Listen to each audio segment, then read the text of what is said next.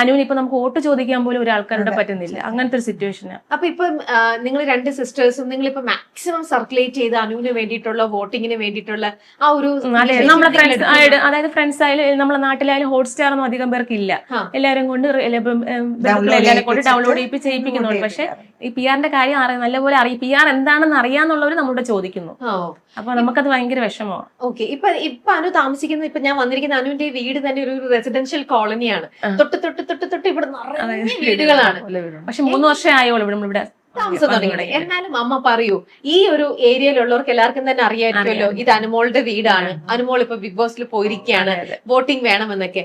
ഇവിടെ നിന്നുള്ള ഈ നെയ്ബേഴ്സ് സൈഡിൽ നിന്നുള്ള സപ്പോർട്ടൊക്കെ എത്രത്തോളം നല്ലതാ? എല്ലാവരും എപ്പിസോഡ് കണ്ടിട്ട് അമ്മയെ വിളിക്കും.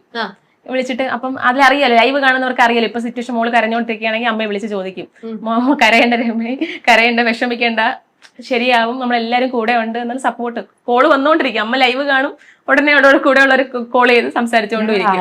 വീട്ടിലായാലും അങ്ങനെയാണ്, അങ്ങ് വീട്ടിലായാലും ഇവിടത്തെ കാലം സപ്പോർട്ട് അവിടെയാണ്. ജനിച്ചു വളർന്ന നാട്ടിലാണ് സപ്പോർട്ട്. അതെ അതെ.